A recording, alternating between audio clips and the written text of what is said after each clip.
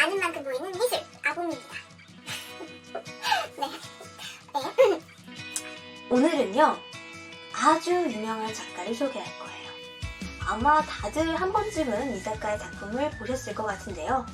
바로 초현실주의 화가 르네 마그리트입니다. 지난 영상에서 우리 초현실주의에 대해서 간단히 살펴봤었죠? 오늘은 마그리트표 초현실주의를 볼게요. 마그리트의 그림을 보고 상상력이 풍부하다, 재밌는 그림이다 하고 가볍게 즐기시는 분들이 많을 것 같아요. 저도 그랬고요. 그런데 사실 이 그림들은 굉장히 심오한 그림들입니다. 철학자들이 좋아할 법한? 물론 가볍게 감상해도 흥미로운 작품들이긴 한데요. 지적인 즐거움까지 느끼실 수 있도록 제가 도와드리겠습니다. 마그리트는 자신을 그림을 그리는 사람이 아니라 생각하는 사람이라고 표현했어요. 다른 사람들이 글이나 음악을 통해서 생각을 나누듯이 자신은 그림을 통해서 생각을 교류하는 거라고요. 따라서 마그리트의 그림은 미적인 판단보다는 그림에 대한 탐구가 필요합니다. 자, 이 나무는 그림 속에 있는 걸까요? 그림 밖에 실제로 존재하는 나무일까요? 캔버스의 틀은 나무가 그림 속에 있음을 알려주고 틀 밖의 풍경은 나무가 밖에 있다고 말해주네요. 확대경을 보면 하늘은 그저 유리창의 그림이었지만 저무는 해를 보면 창밖에 실제 저무는 해가 있네요. 마그리트는 이런 혼란스러운 그림을 통해서 우리가 평소에 아무 의심 없이 받아들였던 것들을 다시 생각해보게 합니다. 마그리트가 초현실주의 그림을 그리게 된 건 바로 이 그림을 보고 나서부터입니다. 형이상학 회화라고 불리는 키리코의 사랑의 노래라는 그림인데요. 어떠세요? 어둡고 탁한 건축물 배경에 갑자기 석고상 머리와 고무장갑, 초록색 공. 이 조합은 도저히 연관을 지을래야 지을 수 없는 것들이에요. 이런 오브제들이 아주 비합리적이고 심오한 분위기를 조성하고 있어요. 마그리트는 격한 감동을 받습니다. 왜냐고요? 시적이잖아요. 시적인 표현. 시는요, 신선하고 당혹스러운 표현들로 우리에게 충격을 주기도 하고 깨달음을 주기도 하잖아요. 그림이 시 같은 거예요. 과거의 그림은 그저 그림이었죠. 현실을 그대로 재현한 그림. 그런데 이건 달랐던 거죠. 초현실적이고 시 같은 그림인 거예요. 프랑스어로 대페이지만. 전혀 관련 없는 엉뚱한 것들끼리 조합해 놓은 것을 말해요. 친숙하고 일상적인 사물을 전혀 관련이 없는 공간에 두거나 크기를 왜곡시켜서 환상적이고 비합리적인 세계를 만들어내죠. 마그리트는 깨닫습니다. 그림을 어떻게 그리는가 보다 무엇을 그려야 하는가를 생각해야겠구나. 길 잃은 기수는 키리코의 그림에서 깨달음을 얻고 그린 초현실주의 작품이에요. 나무의 기둥은 난간으로 되어 있는데 마그리트의 그림에 반복해서 등장하는 소재 중에 하나예요. 마그리트는 이 난간을 빌보케라고 불렀어요. 이 그림에서는 빌보케에 눈이 날렸네요. 엄마, 여기서는 아주 인간 같아요. 현실에서는 그냥 계단에 붙어있는 난간일 뿐인데 아무도 난간에 대해서 깊이 있는 생각을 하지 않죠. 그런데 이것이 갑자기 그림에 들어오니까 그것도 원래의 용도가 아닌 낯선 배경에서 낯선 역할을 수행하고 있으니까 왜 난간이 거기서 나오는지 도저히 설명이 불가능하니까 당황스럽잖아요. 우리는 이제 난간에 주목을 하게 되고 의문을 품고 이것에 대해 생각을 하게 되는 거죠. 어떤 느낌인지 아시겠죠? 1925년부터 1930년까지의 작품은 주로 키리코풍의 괴상한 물체나 인간의 조합 이런 것들이 있는 풍경이에요. 이 시기의 그림들이 좀 어둡고 음산하고 그렇죠. 이 당시에 이런 분위기가 유행을 했어요. 팡토마라는 스릴러 소설이 엄청난 인기를 끌었거든요. 팡토마는 천재적인 악당인데 온갖 잔인한 범죄는 다 저지르고 다녀요. 그런데 절대 안 잡히죠. 초현실주의 자체가 기존의 사회체계, 그러니까 이제 부르주아 중심으로 돌아가고 시민들은 순응하는 그러한 체계를 파괴시키고 싶어 하거든요. 그런데 팡토마는 이런 사회에서 무법자에다가 사회의 혼란을 막 불러일으키고 엄청나게 파괴를 하는데도 절대 잡히지 않는 존재이니까 많은 초현실주의자들이 이 팡토마에 매료될 수밖에 없는 거죠. 천으로 얼굴을 가린 사람이 등장하는 기묘한 그림들도 여러 개 제작하는데요. 팡토마가 범죄를 저지를 때 헝겊 같은 거를 쓰고 도망치기도 하거든요. 여기서 영감을 얻은 것일 수도 있고, 마그리트가 중학생 때 그 정신병을 앓고 있던 엄마가 강물에 투신 자살을 했어요. 시신을 인양하는 과정에서 드레스 자락으로 이제 얼굴이 덮인 채 강물 위에 떠있던 엄마 모습을 봅니다. 그에 대한 기억이 반영된 것일 수도 있고요.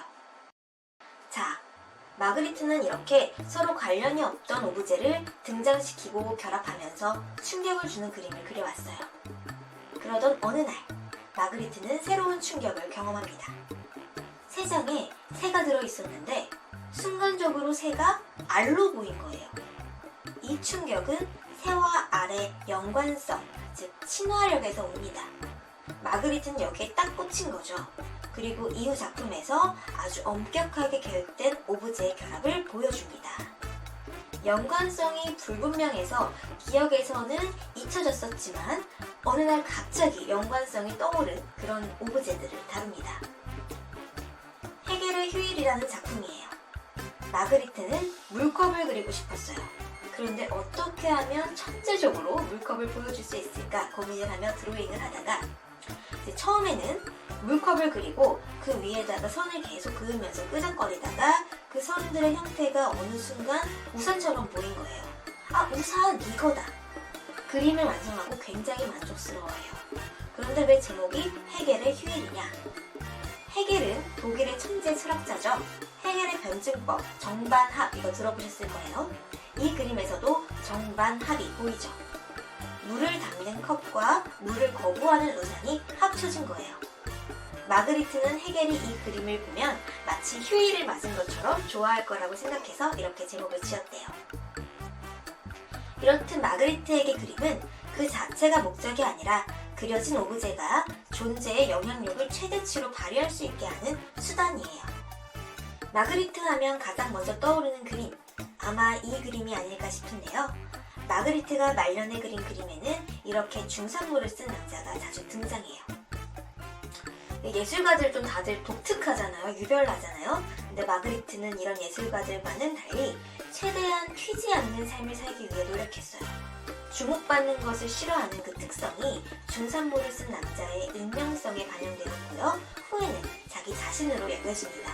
또 익명의 누군가이기 때문에 여기에 우리 자신을 투영해 볼 수도 있고요. 자, 마그리트의 그림에서 오브제의 특성을 정리해보면 먼저 고립, 낯선 곳으로 옮겨져서 원래의 역할에서 자유롭게 하는 것. 변형, 본래 오브제와 전혀 관련 없는 새로운 특성을 보이는 것. 합성, 서로 다른 친숙한 오브제가 합쳐져서 당혹감을 주는 새로운 오브제를 만들어내는 것. 구조화, 크기, 위치, 본질의 변화를 통해서 구조화를 만드는 것. 우연한 만남, 이중 이미지, 역설, 정간합의 개념을 사용한 것. 개념의 양극화, 두 가지 상황이 한 시점에서 관찰되어서 시간과 공간에 관련한 경험을 변형시키는 것. 이렇게 8가지 유형이 보여요. 마그리트의 그림을 감상하실 때 이런 것들을 떠올리면 더 재밌게 보실 수 있을 거예요. 마그리트를 대표하는 너무나도 유명하고 특별한 그림 유형이 또 하나 있죠? 바로 언어 그림입니다. 이 그림은 서로 다른 4개의 이미지가 그려져 있고 각각 이름이 붙어 있어요. 그런데 처음 3가지는 틀린 이름이고요. 마지막 것만 그림과 일치하는 이름이에요.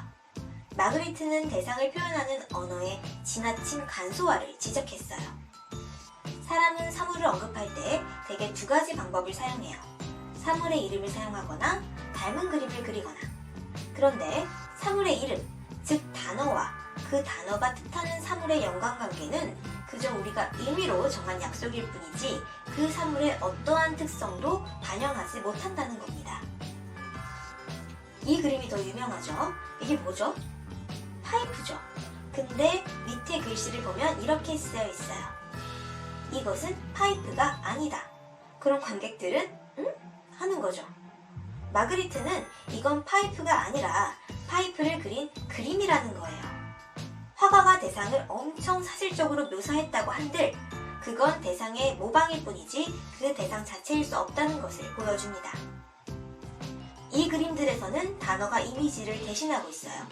우리는 회화에서 단어와 이미지를 별개로 보지만 단어와 이미지는 본질적으로 동일한 역할을 한다고 말하고 있습니다. 이런 거는 정말 그림을 그리고자 했을 때 나올 수 있는 작품들이 아니죠. 마그리트가 말했듯이 그에게 그림은 완전히 자신의 생각을 표현하는 수단, 도구네요.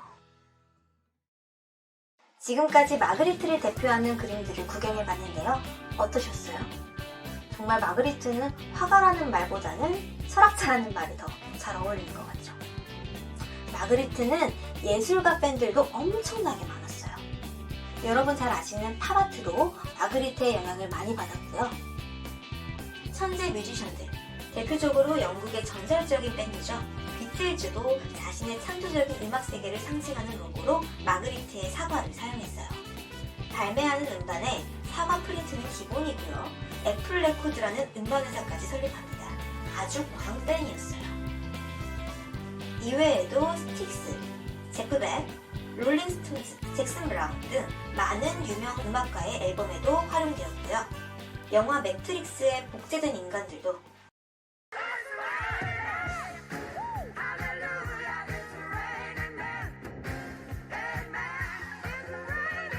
It's Raining Man이라는 노래도 모두 겨울비라는 작품에서 영감을 받은 거고요.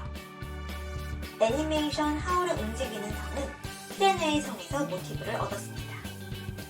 한국의 영화 감독, 광고 기획자들도 마그리트의 작품에서 많은 아이디어를 얻었고요.